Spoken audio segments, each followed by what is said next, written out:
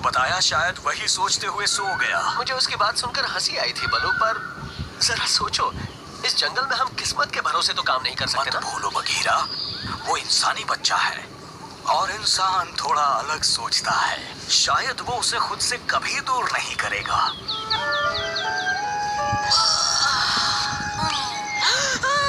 میرا لاکٹ! تم نے کہیں میرا لاکٹ دیکھا؟ اٹھو تو، لگتا ہے تمہارے نیچے میرا لاکٹ مل گیا.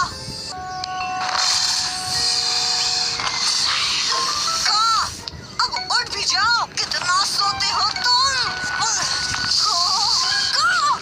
مجھے لاکٹ نکالنے دو بس. اس سے بات بن سکتی ہے.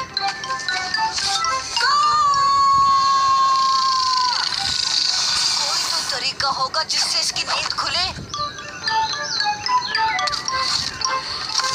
بلو، کیا یہ تم ہو؟ اچھا ہوا بگیرا کی طرح چیتا نہیں ہو، ورنہ ناشتے میں چوہا کھانا پڑتا. اٹھو ناشتہ آ گیا ہے. دیکھو دیکھو کتنا ٹیسٹی ناشتہ ہے. بدبودار گندی نالی کا چوہا.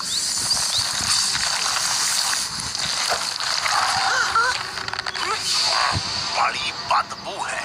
شیر خان، پر افسوس سڑے چوہے کی یہ بدبو میری انسانی بھوک نہیں مٹا سکی. برخوردار، میں تم سے نہیں ڈرتا شیر خان.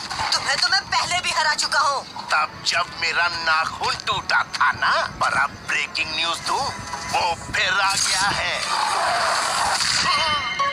کب سے پکڑ دکھ نہیں رہا.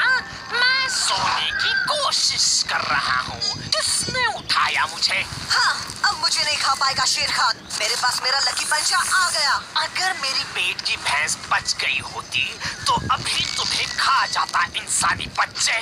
اور سن لے، آج کے بعد میری نیند توڑنے کی کوشش مت کرنا. اور تمہیں اس لکی پنجے کی کیا ضرورت؟ ویسے ہی تم بہادر ہو.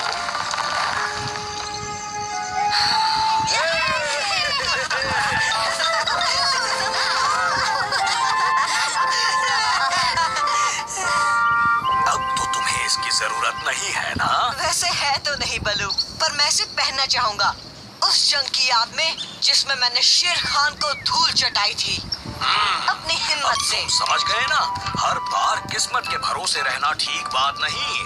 اب مجھے ہی دیکھ لو، میں جو بھی کرتا ہوں اپنے دم پر کرتا ہوں.